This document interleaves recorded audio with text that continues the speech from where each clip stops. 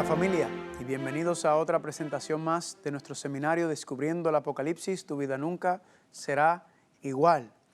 Hoy vamos a continuar con lo que empezamos anteriormente, que estudiamos en Apocalipsis capítulo 14, ¿verdad? Estábamos entrando en el tema de el Evangelio eterno, el mensaje de los tres ángeles que aparece en Apocalipsis capítulo 14, así que hoy vamos a seguir y continuar en la segunda parte del primer ángel. Si quiere, acompáñenme por favor, Apocalipsis capítulo 14, versículo 6. Pero antes de comenzar vamos a hacer una palabra de oración.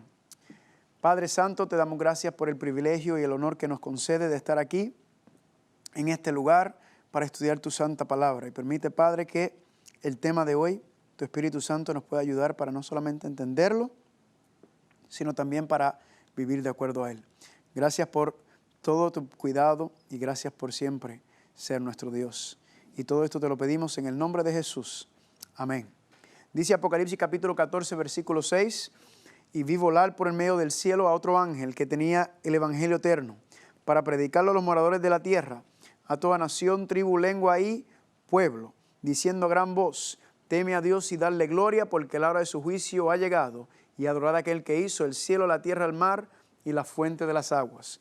Aquí, familia, el Evangelio eterno, el plan de salvación, como hemos dicho, está explicado, desglosado en el santuario celestial, ¿verdad? El plan de salvación es que podamos regresar, que podamos restaurar nuevamente en la presencia de Dios, que culpa del pecado no podemos estar en la presencia santa de Dios, pero el plan de salvación va a solucionar, va a resolver ese problema.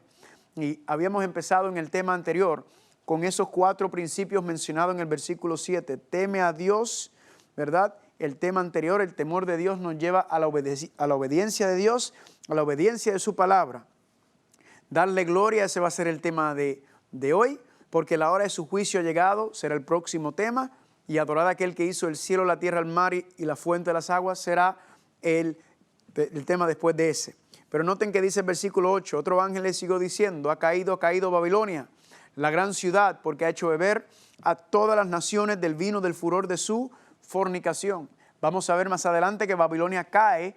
¿Por qué? Porque Babilonia no quiere escuchar el primer ángel, Babilonia no quiere escuchar la palabra, no quiere seguir el llamado, la amonestación que Dios está haciendo en el versículo 7, sino que Babilonia quiere seguir por su propio camino. Y por querer vender el vino a todas las naciones, familia, Babilonia va a caer. ¿Y qué va a pasar con aquellos que estén dentro de Babilonia? ¿Qué va a pasar con aquellos que deciden seguir y continuar en Babilonia después de haber escuchado el primer ángel? Dice el versículo número 9, y el tercer ángel lo siguió diciendo a gran voz: si alguno adora a la bestia y a su imagen y recibe la marca en su frente o en su mano, él también beberá del vino de la ira de Dios, que ha sido vaciado puro, sin filtro, sin misericordia, en el cáliz de su ira, y será atormentado con fuego y azufre delante de los santos ángeles y del Cordero.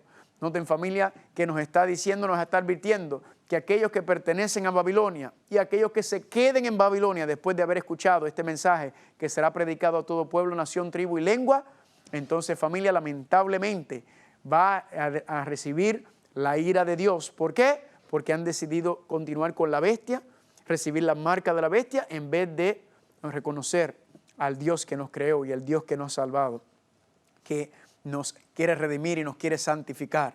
Así que, familia, claramente, familia, la última advertencia, la última amonestación, el último llamado de Dios a la tierra, antes de concluir con él, antes de acabar con él, familia, lo estamos encontrando en Apocalipsis capítulo 14 del 6 en adelante, pero no termina. Miren el versículo 11. Y el humo de su tormento sube por los siglos de los siglos, y no tienen reposo de día ni de noche los que adoran a la bestia, ni a su imagen, ni nadie que reciba la marca de su nombre. Y concluye con el versículo 12. Aquí está la paciencia de los santos, los que guardan los mandamientos de Dios. ¿Y qué más guardan? La fe de Jesús. Si usted quiere resumir este mensaje de los tres ángeles, el Evangelio eterno, dice aquí que la paciencia o la perseverancia de los santos serán los que guardan los mandamientos de Dios y guardan la fe de Jesús. Familia, si usted tiene la fe de Cristo y si usted guarda los mandamientos, entonces usted no va a adorar a la bestia, ni a la imagen, ni vas a recibir la marca de la bestia. Ese es el resumen, ¿verdad?, del mensaje, pero durante este seminario estamos desglosando todo esto para que podamos tener una comprensión más profunda, para que podamos estar mejor preparados, para que podamos nosotros prepararnos y ayudar a preparar a otras personas. Ahora, regresemos al versículo número 7, porque hoy vamos a continuar con el segundo punto, el segundo llamado. Dice, teme a Dios y darle gloria. Es interesante notar que si la Biblia nos está llamando, si Dios nos está llamando en Apocalipsis capítulo 14, 7, a darle gloria, es porque no le estamos dando gloria. Si nos está diciendo darle gloria, es porque algo está pasando que nosotros no le estamos dando la gloria de Dios, y por eso se nos está pidiendo que le demos gloria, porque el pueblo de Dios no le está dando la gloria a nuestro Dios. Ahora, para entender este concepto, tenemos que entonces ir un poco para atrás y preguntarnos, ¿ha habido algún momento en la historia de la humanidad en donde el ser humano tenía la gloria de Dios? Y la contestación a esa es sí. ¿Cuándo tenía el ser humano la gloria de Dios? Pues en el comienzo, en el jardín del Edén, cuando Dios comenzó. Si se acuerdan, habíamos dicho que Dios, cuando creó a Adán y Eva, los creó familia, y dice en Génesis capítulo 2 que estaban desnudos, pero no lo sabían. ¿Por qué no lo sabían? Porque estaban cubiertos por la gloria de Dios. Ahora, familia, al ellos en Génesis capítulo 3 desobedecer a Dios, ¿qué ocurrió? Dios se apartó de ellos por amor, ¿verdad? Para no destruirlos, y porque la esencia del amor es la libertad, para respetar su decisión. Dios se aparta de ellos entonces, y entonces la gloria de Dios se apartó de ellos, y por lo tanto se vieron que estaban desnudos, ya no estaban vestidos con la gloria de Dios. Por eso dice el Salmo 104, versículo 1 y 2, bendice alma mía al Señor, te has vestido de gloria y de magnificencia, el que se cubre de luz como de vestidura. Nos dice el Salmo 104 que Adán y Eva estaban cubiertos por la gloria de Dios, ¿verdad? Dice que la gloria de Dios parece un vestido, un manto de gloria, y por eso Adán y Eva no se daban cuenta que estaban desnudos. Por eso Adán y Eva, familia, lamentablemente, ellos perdieron estar en la gloria de Dios, perdieron la gloria de Dios por culpa del pecado. Ahora, nos preguntamos, ¿por qué razón Adán y Eva podían morar en la presencia de Dios? ¿Por qué ellos podían tener la gloria de Dios? Y eso está explicado en Génesis capítulo 1. Vayan conmigo a Génesis capítulo 1, versículos 26 y 27. Mire lo que dice aquí. Entonces dijo Dios, hagamos el hombre a nuestra imagen, conforme a nuestra semejanza.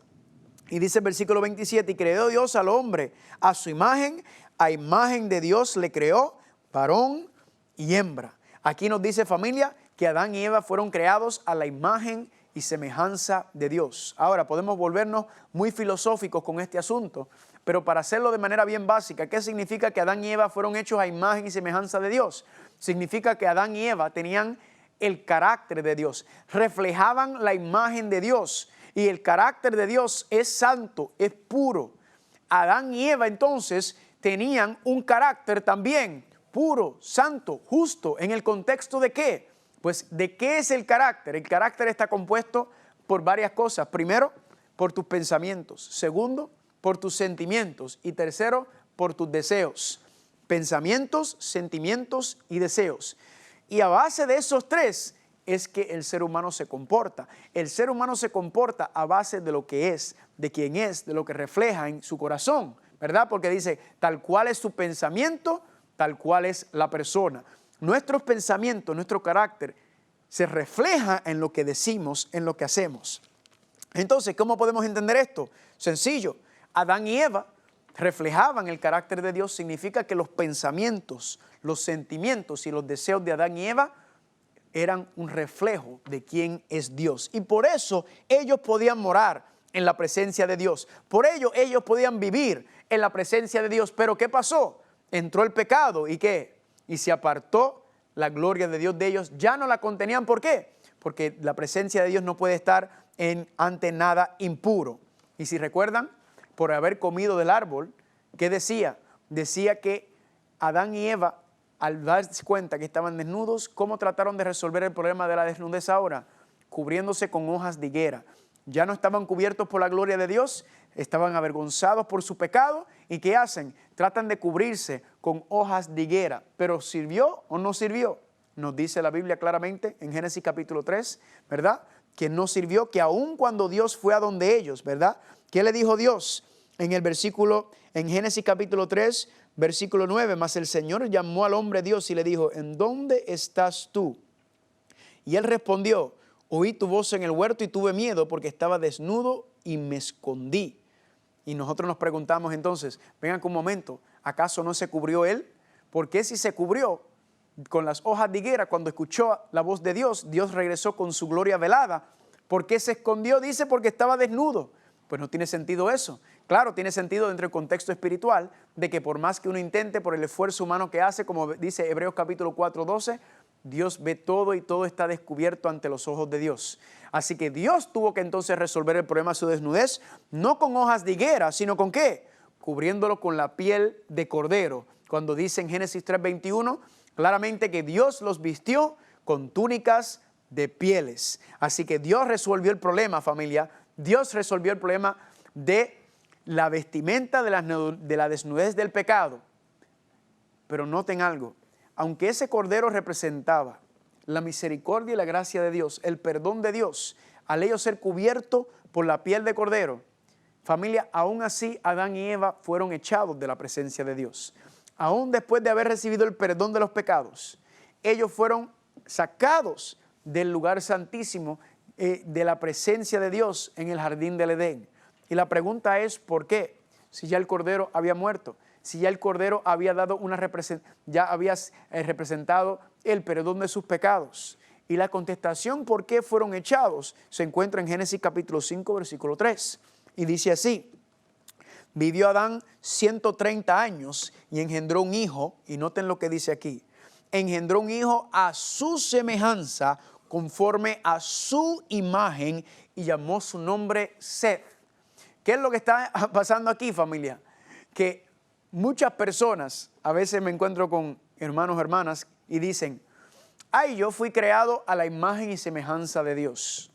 Y lamento decirle que usted ni yo fuimos creados a la imagen y semejanza de Dios.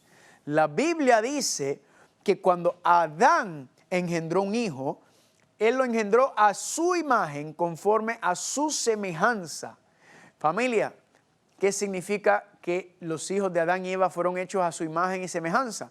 Pues si ya Adán y Eva no reflejaban la gloria de Dios, si ya no tenían el carácter de Dios, sino que el carácter del ser humano había sido manchado por el pecado, y el pecado ya sabemos que es egoísmo, significa entonces que todo el que nació de Adán y Eva nacen entonces con la misma mancha de pecado, con la misma mancha que es el egoísmo. Y por eso, familia, no podían seguir morando en la presencia de Dios, porque aunque habían sido perdonados, todavía tenían el pecado, tenían la maldad. Aunque habían sido perdonados, todavía su carácter estaba distorsionado por la culpa del pecado, por la culpa o resultado de la maldad que existió. Y por eso dice Romanos 3:23, por cuanto todos pecaron y están destituidos de la gloria de Dios. Por eso los tuvo que sacar, porque aunque fueron perdonados, todavía tenían el carácter distorsionado por el pecado. Entonces, ¿qué nos está diciendo eso?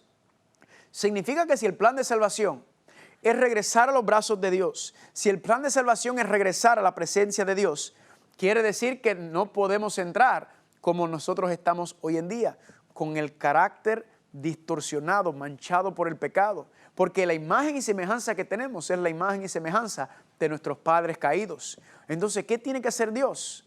Dios tiene que, ¿qué? Cambiarnos y transformarnos. ¿En dónde? El carácter, el pensamiento, los sentimientos y los deseos. Tenemos que entonces volver a tener esos pensamientos, sentimientos y deseos puros y limpios para poder morar en la presencia de Dios. Porque si Dios viniera a la tierra ahora mismo, si el Padre llegara a venir a la tierra ahora mismo, familia, inmediatamente seríamos destruidos y consumidos. ¿Por qué? Porque todavía tenemos mucho egoísmo en nuestra mente, todavía tenemos orgullo, odio, envidia, chisme, lujuria. Y nosotros no podemos morar en la presencia de Dios así.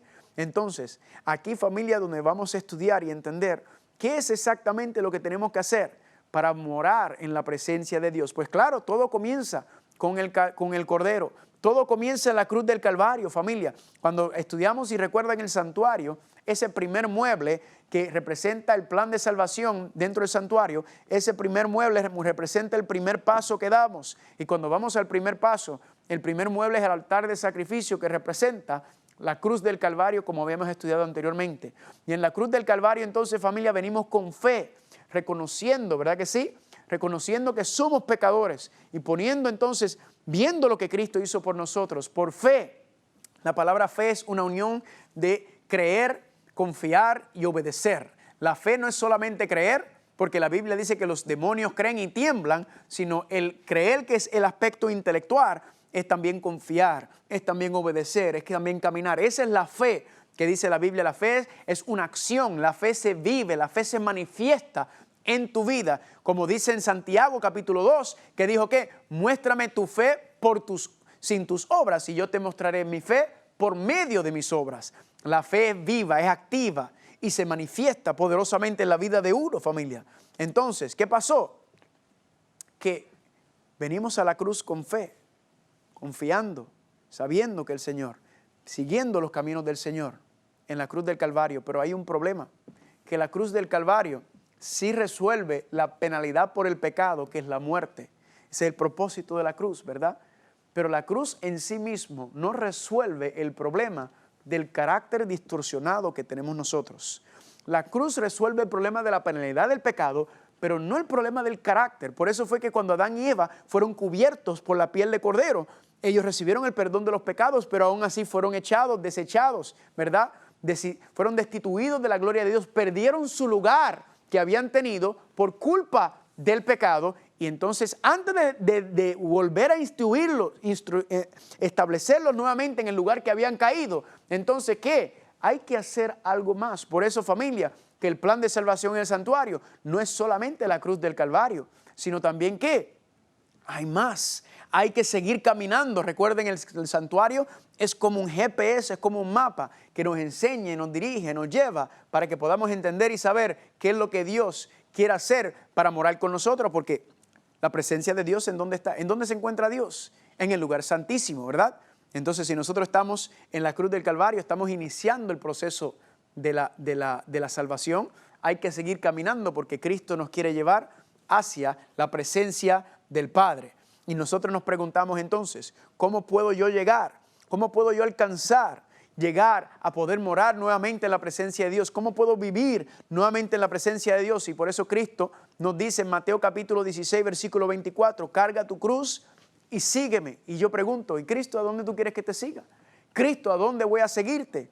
Y por eso Él dice en Juan capítulo 14, del 4 al 6, ¿qué dice? Yo soy el camino, la verdad y la vida. Yo soy el camino y nadie viene al Padre sino por mí. ¿Qué nos está diciendo Cristo? Carga tu cruz y sígueme. ¿A dónde?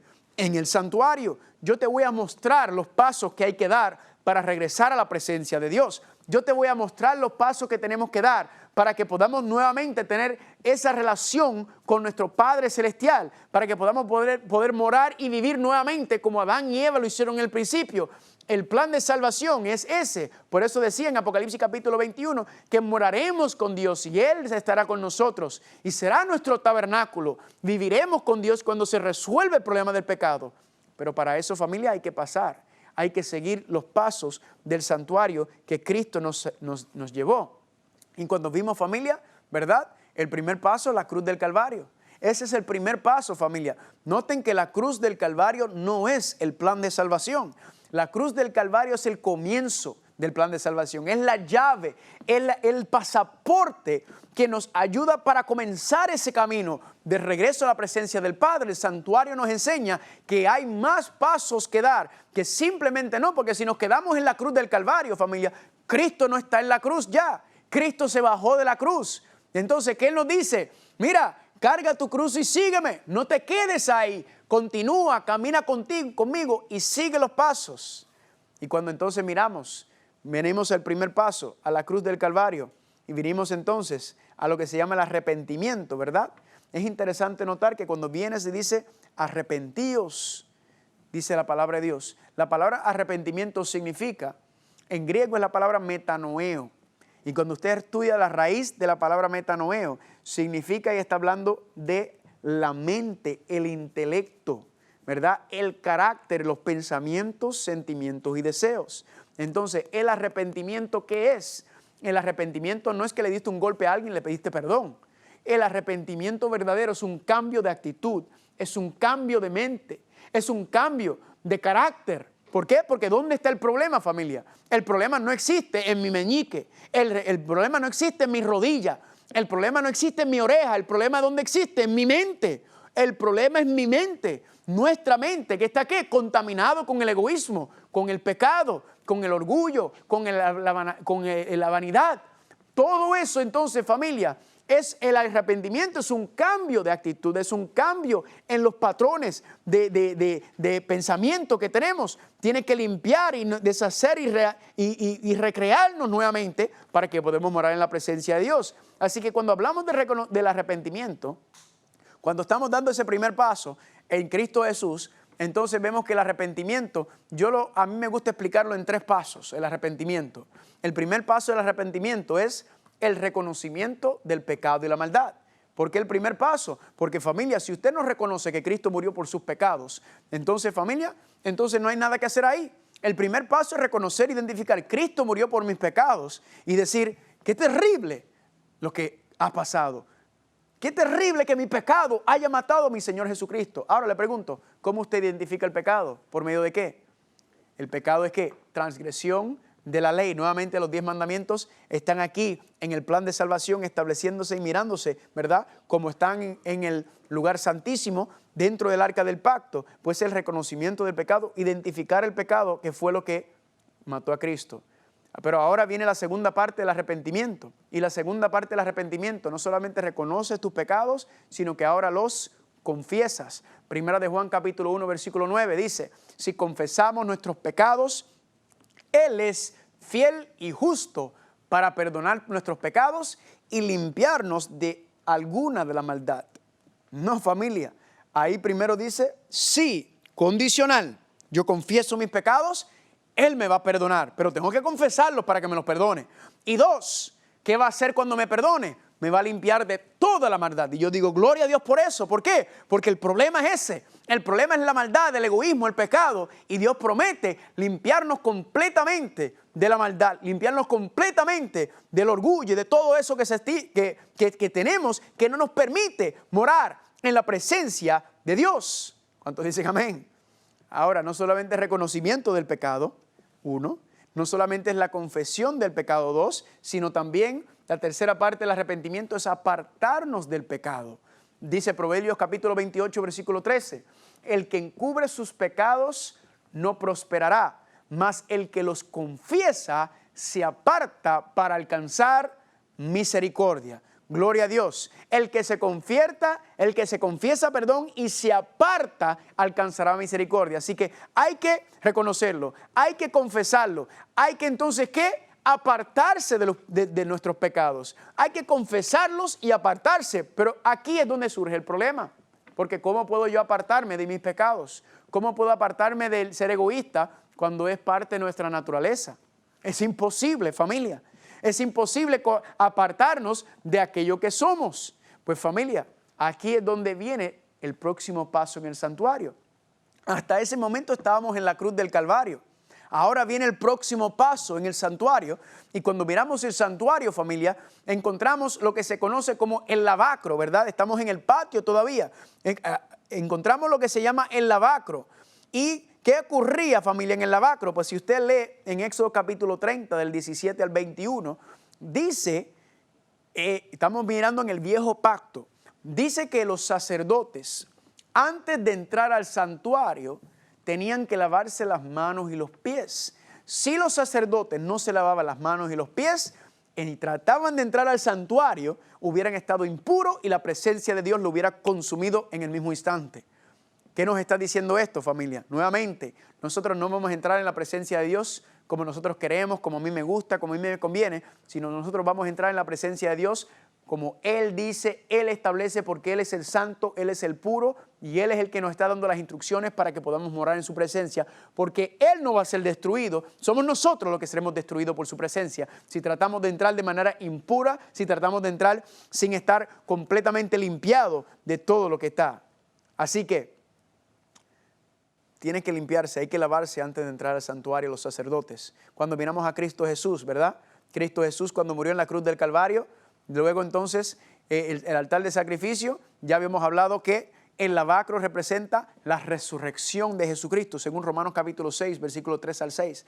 La resurrección de Jesucristo que se levantó de la tumba, limpio, purificado de los pecados, para entonces entrar ¿a dónde? Para entonces pasar después de 40 días a el lugar santo del santuario, como estaba explicado en Apocalipsis capítulo 1. Vemos a Cristo caminando entre el candelero en la visión de Apocalipsis capítulo 1 y Juan lo ve a Él en el lugar santo.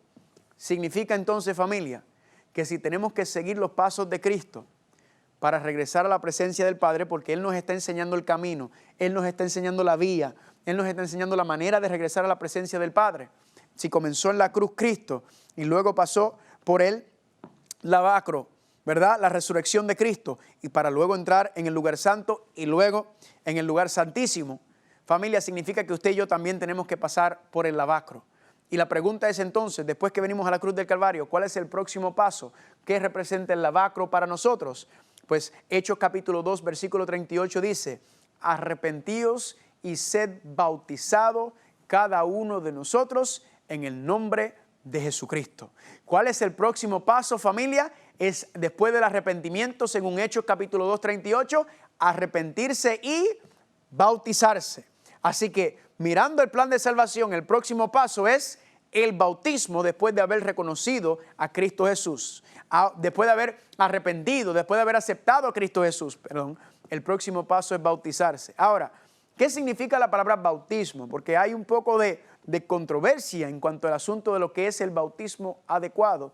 Pues familia, si usted busca la palabra original de bautismo en griego, es la palabra bautizo, muy parecido en el griego y en el español. Pero cuando usted busca qué significa bautismo, la palabra bautismo significa estar completamente cubierto por algo o estar totalmente sumergido en algo. En otras palabras, familia, el bautismo, cuando se le dice bautismo de agua, es porque tú estás completamente cubierto por agua o porque tú estás totalmente sumergido en el agua. Y cuando entendemos eso, entonces sabemos por qué se llama bautismo de agua. ¿Por qué qué? Porque tienes que estar completamente sumergido debajo del agua. No puede ser simplemente una expansión de agua el bautismo, porque la palabra no significa eso. La palabra significa totalmente hundido, completamente cubierto y sumergido en eso en que se está bautizando. Ahora, miren lo que dice Marcos capítulo 1, versículos 9 y 10, el ejemplo de Cristo cuando se bautizó. Jesús vino de Nazaret de Galilea y fue bautizado por Juan, ¿en dónde? En el Jordán. Noten que Cristo fue al Jordán a bautizarse. Y dice, sigue diciendo, e inmediatamente al subir del agua, vio que los cielos se abrían. Si Cristo subió del agua es porque ¿en dónde estaba cuando se bautizó? Debajo del agua. ¿Y por qué fue al Jordán a bautizarse? Bien sencillo, porque en el Jordán ¿qué había? Había mucha agua. Como para bautizarse usted tiene que estar completamente sumergido, cubierto por agua, significa que usted no puede estar con una cubeta, ¿verdad? Porque en la cubeta usted no se puede meter y cubrir por el agua. Usted tiene que estar en un lugar donde usted pueda estar cubierto por el agua, porque eso fue el mandato que se nos ha dado y eso es lo que representa el bautismo, estar completamente cubierto por agua. Y la gente se pregunta, ¿y por qué completamente cubierto? Sencillo, familia, porque nuestra vida, familia, estamos sumergidos en el egoísmo, estamos sumergidos en el pecado, luchando y peleando. Así que es una representación de una limpieza total. Y para entrar más profundo, ¿qué simboliza el pecado? ¿Qué representa el perdón, el bautismo? ¿Qué simboliza el bautismo? Romanos capítulo 6, versículo 3 al 6. Y no sabes que todos los que hemos sido bautizados en Cristo Jesús, hemos sido bautizados en su muerte, porque somos sepultados con Él en la muerte por el bautismo. Familia, aquí nos está diciendo que el bautismo representa la muerte del yo. Por eso el tema se llama el funeral más deseado. Por eso estoy vestido yo así con mis colores oscuros, porque si vamos a un funeral es que así viste la gente, ¿verdad? Pues cuando decimos cuál es el funeral más deseado, familia, el funeral más deseado del ser humano no es morir verdaderamente, sino es morir al yo, porque eso es lo que nos está diciendo, que el funeral, el bautismo representa a participar de la muerte de Cristo, el gran privilegio que nos ha concedido de Cristo Jesús. ¿Por qué? Porque yo no tengo que morir la muerte eterna, porque ya Él la murió por mí, pero sí me dice que tengo que morir al yo. Tengo que sepultar la vieja persona. Tengo que poner a dormir el pasado, familia. Y cuando usted baja las aguas bautismales, entonces, primero tenemos el gran honor de participar de la muerte de Cristo por medio del bautismo. No tenemos que ir a la cruz del Calvario. Solamente tenemos que, ¿qué? Bajar a las aguas bautismales en representación de su muerte. Y cuando hacemos eso, familia, entonces, lo que estamos diciendo es adiós al viejo hombre, adiós a la vieja mujer, diciendo, yo quiero comenzar a vivir por Cristo, yo quiero comenzar a representar a Cristo, yo quiero comenzar una nueva vida. Familia, me gusta el bautismo porque el bautismo se parece a una boda, ¿verdad? ¿Y qué es eso? Pues una boda, ¿qué es? Es una ceremonia oficial donde un hombre y una mujer deciden y toman la decisión de dejar atrás, ¿verdad? Renunciar en el caso mío, cuando me casé, yo renuncié a las mujeres. Mi esposa renunció a los hombres. ¿Y qué dijimos? Nosotros entonces queremos unirnos. ¿Para qué? Ahora para dedicarnos el uno al otro en la presencia de Dios. Pues familia, ¿qué es lo que está pasando en el bautismo? El bautismo es la boda oficial donde tú estás dando una profesión al mundo, al universo entero, igual que una boda regular, de que usted se quiere apartar y separar del mundo y usted quiere comenzar una nueva vida con Cristo Jesús. Es el momento en que tú estás diciéndole, Señor, yo quiero entregarte mi vida, yo quiero comenzar a vivir contigo y yo quiero renunciar al pecado, renunciar a mi pasado y empezar esta nueva vida. El bautismo es señal de lealtad, de alianza, de amor con Cristo. Es un testimonio público de tu unión con Cristo Jesús. Y por eso yo digo, gloria a Dios. Ahora, si el bautismo, como estoy diciendo, representa la boda tuya y mía con Cristo Jesús, pues familia, ya nosotros sabemos que cuando usted se casa, usted recibe muchos regalos, ¿verdad que sí? Cuando usted se casa, usted recibe regalos y a veces uno trata de empatar lo que uno gastó en la boda con los regalos que están dando, porque a veces las bodas son un poco caras, ¿verdad? Pues familia, le hago una pregunta. Si terrenalmente hablando, cuando usted se casa con el Señor, usted recibe un regalo, ¿será que cuando usted se casa con Cristo Jesús, usted también va a recibir regalos? Si usted se casa con el dueño del universo, con el Señor de señores y Rey de reyes, ¿usted cree que no también va a recibir regalos? Pues claro que sí. Y cuando vamos a Hechos capítulo 2, versículo 38, miren lo que dice aquí. Ya lo habíamos leído, pero vamos a profundizar en lo que habíamos leído anteriormente. Dice Hechos capítulo 2, versículo 38. Pedro les dijo, arrepentíos y sed bautizados y bautícese cada uno de vosotros en el nombre de Jesucristo, primero para el perdón de los pecados. ¿Cuántos dicen amén? Así que arrepiéntanse y después de arrepentirse, ¿cuál es el próximo paso? Bautícense. ¿Para qué? Para el perdón de los pecados. Y por eso yo digo amén. ¿Por qué? Porque el pecado es lo que me trajo separación, no permite que yo pueda morar en la presencia de Dios. Y lo primero que hace Dios entonces es ¿qué? Es perdonar mi pecado. Es perdonar mi pecado. ¿Para que qué? Para que pueda hacer la obra en mí. Para que pueda hacer el cambio en mi familia. ¿Y cómo son cubiertos mis pecados? ¿Cómo son mis pecados perdonados? No porque yo soy bueno, no porque me porto bien, no porque yo hago las cosas bien, sino por una sola razón. Gálatas capítulo 3, versículo 27 dice, porque todos los que son bautizados en Cristo Jesús, de Cristo os habéis sido ¿qué? Revestidos. Amén. Así como Adán y Eva, después que haber pecado, después de haber desobedecido, familia, estaban desnudos, Dios tuvo que entonces sacrificar un cordero y vestirlos a ellos ¿con qué? Con la piel de cordero. Igualmente, familia, eso representaba el perdón de los pecados, fueron cubiertos por la justicia de Dios. Asimismo, familia, cuando usted se bautiza, usted entonces es cubierto por la justicia de Cristo. Eso es lo que representa. Ser vestido de Cristo es ser cubierto por su justicia, por tu santidad. Significa que cuando el Padre te mira a ti, Él no ve tus pecados, Él no ve el pecador que soy yo, sino Él ve a Cristo en mí. Y Él ve la justicia de Cristo y por medio de esa justicia es que yo soy declarado justo. Amén. Yo soy declarado justo en medio de Él. No significa que no tengo luchas y problemas con el pecado. Lo que significa es que Dios primero, para hacer la obra, Dios entonces tiene que hacer ¿qué? Dios primero nos recibimos el perdón de los pecados por medio de Cristo Jesús. Y luego, familia, cuando seguimos hablando de los otros regalos, familia, hay muchos regalos que recibimos cuando lo hacemos. Por ejemplo, cuando Cristo se bautizó en Mateo capítulo 3, dice que cuando descendió el agua y se bautizó y cuando salió de las aguas, el Padre, ¿qué dijo?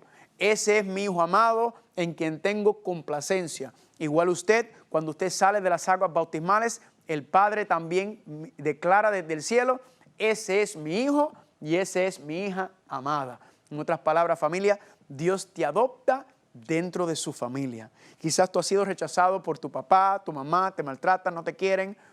No sé, pues yo quiero que tú sepas que independientemente de lo que haya pasado aquí en esta tierra, Dios te está diciendo a ti que Él te quiere adoptar a su familia. Él quiere que tú seas una princesa o un príncipe dentro de la familia real, dentro de la familia celestial, del reino celestial. Dios quiere que tú entonces te conviertas en parte de su familia. Y yo a eso le digo, gloria a Dios. Y otra cosa es, familia, si te unes a la familia de Dios, si estás uniéndote, entonces inmediatamente ser parte de esa familia implica que hay un cuerpo. ¿Y cuál es la familia de Dios? ¿Cuál es el cuerpo al cual te estás uniendo? ¿Qué es la familia de Dios? Bien sencillo. Es la iglesia. Te estás uniendo. Cuando te casas con Cristo Jesús, cuando te unes a la familia divina, entonces formas parte del núcleo de la iglesia que está sobre la tierra. ¿Por qué? Porque esto no es un vacío, familia. Cuando usted se casa con alguien, usted no se casa solamente con la persona, usted también se casó con la familia de esa persona. Y dentro de nuestras propias familias, ¿verdad que sí? A veces tenemos gente dura, gente media cabecidura, gente sinvergüenza y todo eso. Y uno tiene que aprender a soportar, ¿verdad? Dentro de todas las familias lo hay. Pues también dentro de la iglesia ocurre lo mismo, porque a veces mucha gente dice, ay, si la iglesia está llena de hipócritas, ay, que sí. ¿Y? Hipócritas hay en todo el mundo. Entonces te vas a ir de la iglesia porque en la iglesia hay hipócritas, pero en el mundo hay hipócritas. Yo no te veo huyendo del mundo para la iglesia tampoco. Familia, la Biblia nos enseña que hay trigo y cizaña van a crecer juntos hasta el final. Hay personas en la iglesia que lamentablemente son cizañas, pero también hay mucho trigo.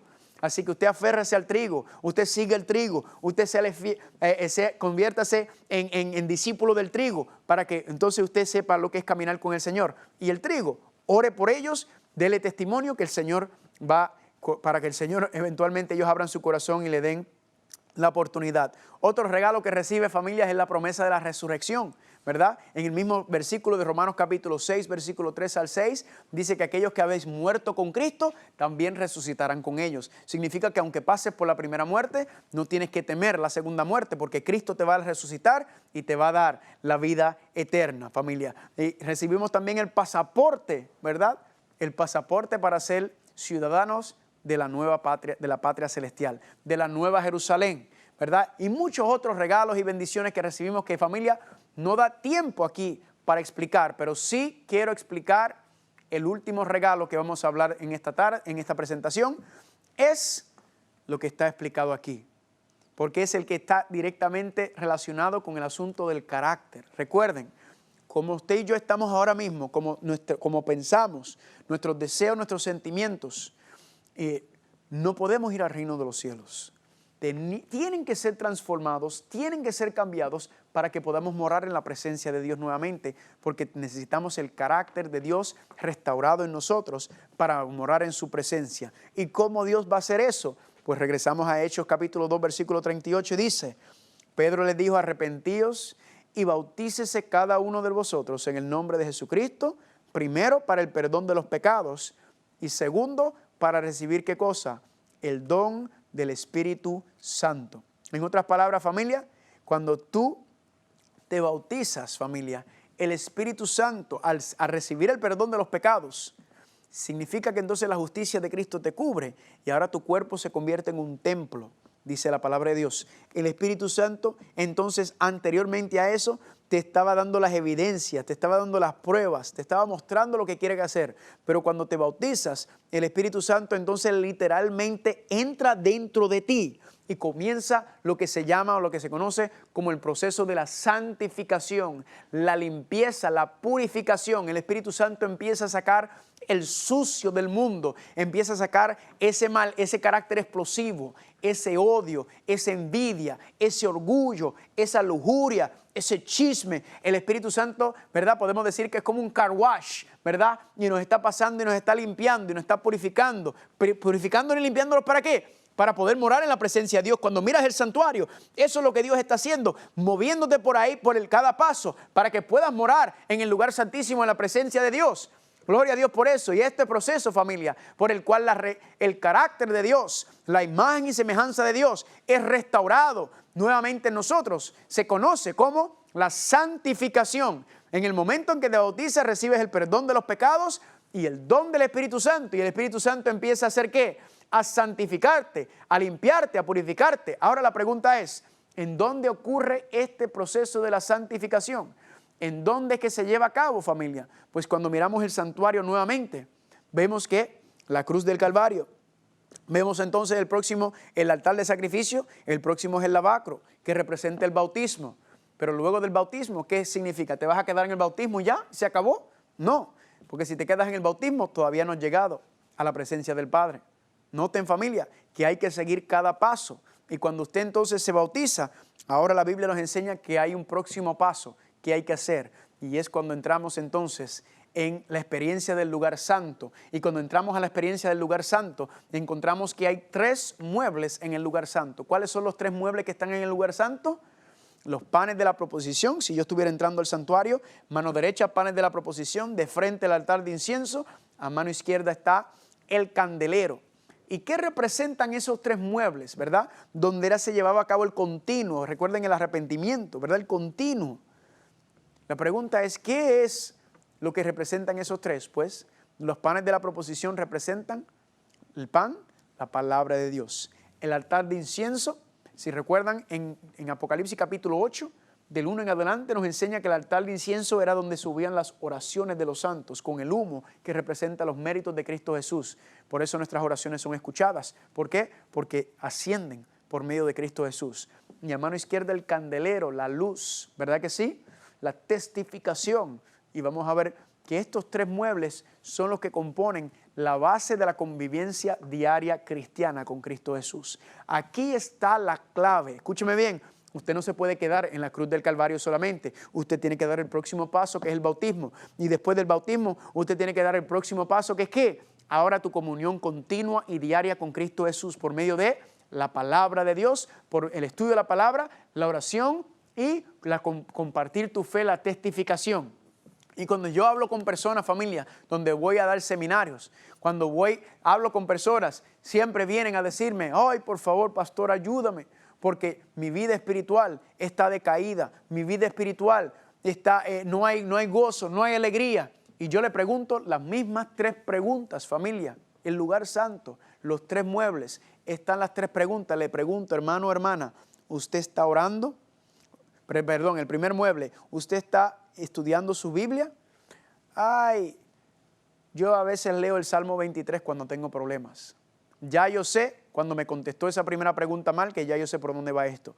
Segunda pregunta, el altar de incienso. Hermano o hermana, usted le ora al Señor todos los días, pone sus peticiones, eleva sus peticiones al Señor para que Él le ayude. Usted le pide al Señor que le ayude a entender su palabra, para estudiarla y profundizar en Él. Ay, pastor, yo oro cuando voy a comer a veces y me acuerdo. Familia, escúchenme bien. Si las primeras 2 faltan, cualquiera de las primeras 2 faltan, tu salvación está en peligro. Porque esa es la mano derecha e izquierda de la comunión con Cristo. El estudio de la palabra de la oración es la comunión con el Señor. Y si una de las primeros 2 muebles faltan, el tercer mueble que representa el altar el candelero, el candelero automáticamente va a ser, porque el candelero es testificar, el candelero es llevar la luz de Dios al mundo, el candelero es dar testimonio de la gloria de Dios. Y si usted no está haciendo las primeras 2, la tercera no va para ningún lado. ¿Por qué? Porque ¿cómo usted puede testificar de Cristo Jesús si usted no lo conoce? Si usted no pasa tiempo con Él, si usted no se enamora de Él, usted no puede dar ningún testimonio de lo que Él está haciendo en tu vida. Y ahí están esos 2 muebles, familia. Y el tercero está representado. ¿Por qué? Porque el tercero es resultado de los primeros 2. Y si usted tiene esa comunión, entonces usted puede saber y entender que entonces el Señor está obrando en tu vida poderosamente porque tú lo estás dejando. Mira lo que dice 2 de Tesalonicenses, capítulo 2, versículos 13 y 14. Dice, mediante la santificación por el Espíritu y la fe en la verdad, lo cual os llamó mediante nuestro evangelio para alcanzar, ¿qué cosa? Para alcanzar la gloria de nuestro Señor Jesucristo. ¿No era el problema que no teníamos la gloria de Dios? Aquí nos dice el hermano Pablo que es mediante la santificación por medio del Espíritu y la verdad. ¿Y cuál es la verdad? La palabra de Dios, familia. Por medio de eso hay algo sobrenatural que pasa. Cuando tú pasas tiempo orando y estudiando la palabra de Dios, el Espíritu Santo hace algo, familia, que santifica nuestras almas, santifica nuestro ser. Y entonces empezamos ¿a qué? A reflejar la gloria de Dios. Por eso el tercer mueble, el candelero, la luz, que representa la gloria de Dios, la transformación del carácter, familia, que da luz, y esa luz automáticamente se convierte en un testimonio al mundo. La gente te ve y sabía que tú eras un sinvergüenza antes, que tú eras un mentiroso, que eras un chismoso, o te ve que tú eras una ladrona, ¿verdad que sí? Que tú eras una mal hablada. Y ahora, familia, la gente está viendo y dicen, pero venga, ¿qué le pasó a fulano? Fulano está muy diferente, fulano ha cambiado, ¿verdad que sí? Porque el testimonio está cambiando. La luz ahora ya no es la tiniebla que está reflejando, sino ahora es la luz y la gloria de Dios. Y la gente ve eso y cuando te pregunte, ¿qué es lo que te pasa a ti? ¿Qué es lo que tú has cambiado? ¿Y qué tú puedes decir? La única explicación que puedo decir es que Cristo ha entrado en mi vida y el Espíritu Santo está haciendo su obra de santificación en mí. Familia, ahí es que le damos gloria a Dios cuando nuestra vida es transformada y cambiada por medio del Espíritu Santo en el proceso de la santificación. Por eso dice Mateo capítulo 5, versículo 14 al 16, dice, vosotros sois ¿qué cosa? La luz del mundo. Así alumbre nuestra luz delante de los hombres para que vean vuestras buenas obras y glorifiquen a nuestro Padre que está ¿dónde? En los cielos. ¿Cómo es que le damos gloria al Padre? ¿Cómo es que le damos gloria a Dios? Dice aquí este versículo, familia, por medio de nuestras buenas obras. ¿Y cómo es que nuestras buenas obras son cambiadas y transformadas? Pues cuando nuestro carácter es transformado y cambiado, nuestros pensamientos, sentimientos y deseos, por medio de la obra del Espíritu Santo es cambiado y transformado, entonces nuestras acciones, nuestras palabras van a cambiar automáticamente y vamos a reflejar, ¿qué cosa dice ahí? La gloria de Dios. Se glorifica a Dios por medio de nuestro testimonio cuando la gente vea el cambio en nuestra vida, cuando vea familia y digan, wow, verdaderamente esta persona está siendo cambiada por el poder de Dios. Y gloria a Dios por eso, familia. Así es como le damos la gloria, lo que significa que cuando el primer ángel nos dice darle gloria a Dios, no le estamos dando gloria, significa que ¿qué? No estamos dejando que Dios nos santifique. Y para que Dios nos santifique, ¿cuál es el paso que tenemos que dar según el santuario? El sacrificio, el altar de sacrificio, la cruz del Calvario, el lavacro, el bautismo, para luego entonces el Señor. Entonces, darnos su Espíritu Santo y por medio de eso el Espíritu Santo nos empieza a santificar. Así que si usted no se ha bautizado, significa entonces que su caminar con el Señor apenas va comenzando. Ahora tiene que dar el próximo paso de ese bautismo. Y las personas se preguntan entonces, ¿es el bautismo necesario para la salvación? Pues vamos a dejar que Cristo nos explique. Marcos capítulo 16, versículo 16. El que crea y sea bautizado será salvo. Pero el que no crea, ¿será qué? Condenado. Noten que dice, familia, que usted tiene que creer para ser bautizado. Si usted no creía en Cristo y usted simplemente entró a las aguas bautismales, eso no es un bautismo, eso simplemente es un chapuzón. Usted tiene que creer en Cristo, tiene que confiar en Él, tiene que tener fe en Él para que entonces ese bautismo tenga validez. Y le hago una pregunta, ¿puede un bebé creer? No, un bebé no puede creer en Cristo. Un bebé recién nacido, ¿verdad que no? No puede creer en Cristo. Ahí dice que el que crea y sea bautizado. Y ya sabemos que el bautismo representa ser sumergido totalmente dentro de las aguas bautismales, completamente cubierto por algo. Así que familia, lamentablemente, aunque yo sé que es una tradición muy común en nuestras culturas, que echarle aspersión, agüita en la cabeza de un bebé y decir que eso es bautismo, lamentablemente eso no cualifica como el bautismo bíblico. Mis padres, cuando yo nací, ellos me llevaron a lo que ellos entendían que era el bautismo, ¿verdad? Y me echaron agüita en la cabeza, hicieron lo que ellos entendían que era lo mejor. Y le doy gracias a Dios que mis padres, mi papá y mi mamá hicieron lo que ellos entendían que era lo mejor, ¿verdad? Que trataron de hacer lo mejor para mí, lo que ellos entendían que era correcto. Pero cuando yo crecí y vi en la Biblia y decía cómo era el bautismo, que era por inmersión, que era sumergido como Cristo Jesús, en el versículo que vimos, yo dije, no. Yo quiero bautizarme como la Biblia lo dice, como Cristo se bautizó. Y yo tomé la decisión entonces de ser bautizado. Y digo, gloria a Dios por eso. Mira Juan capítulo 3, versículo 5, como dice, en verdad te digo que el que no nace del agua, el bautismo de agua y del Espíritu, que es la santificación, no puede entrar en el reino de Dios. Noten esto, familia, no es solamente ser bautizado en agua, sino también es que el Espíritu tiene que santificarte, tiene que cambiarte, tiene que transformarte. Usted no puede pasar del patio, del lavacro y brincar el lugar santo y entrar al lugar santísimo. Usted no puede ir directamente a la presencia de Dios. ¿Por qué? Porque hay un proceso de limpieza, de purificación que tiene que pasar para que cuando usted entre a la presencia de Dios, usted pueda morar ahí y pueda tener comunión con el Señor sin que sea destruido, familia. Por eso dice en Hebreos capítulo 12, versículo 14, seguir la paz con todos, pero ¿qué más dice seguir? Y la santidad sin la cual nadie verá al Señor. Yo digo, gloria a Dios por esto, familia. Gloria a Dios que el Señor nos está mostrando y nos está diciendo, yo sí quiero perdonar tus pecados. Pero el plan de salvación no es solamente el perdón de tus pecados. El plan de salvación es la victoria sobre el pecado en tu vida. Es la limpieza del pecado. Es la purificación del pecado porque Dios quiere hacerte una nueva criatura para que puedas morar en su presencia, para que puedas tener esa comunión íntima, para que puedas entonces estar en su presencia, familia. Y cuando analizamos y entonces nos preguntamos, familia, alguna gente me han dicho alguna vez cuando hablo del bautismo, me dicen, ay, el bautismo no es muy importante. ¿Verdad? Una vez una cristiana, estábamos hablando y le mencioné sobre mi bautismo y ella dijo, pero ¿por qué tú haces énfasis en el bautismo? Si lo que importa es la profesión de fe. Y yo dije, bueno, la profesión de fe es lo que importa. Yo dije, yo noté que ella tenía una sortija de matrimonio y le dije, ¿tú estás casada? Y me dijo, sí. Y le digo, ven acá, ¿y qué día es el que tú celebras con tu esposo? ¿El día que se comprometieron o el día que se casaron? Pues ella sabe muy bien que ella celebra el día del aniversario. Y yo le dije a ella, entonces el día del compromiso donde dijeron que querían entregarse uno al otro, es lindo, es poderoso. Pero el día en el cual oficialmente se casan es el día donde entonces pueden comenzar a disfrutar de los beneficios y los privilegios del matrimonio que antes no lo podía hacer. ¿Verdad? O por lo menos debe ser así. ¿Y qué sucedió? Que entonces mi profesión de fe, gloria a Dios por mi profesión de fe, pero mi profesión de fe no es suficiente. ¿Por qué?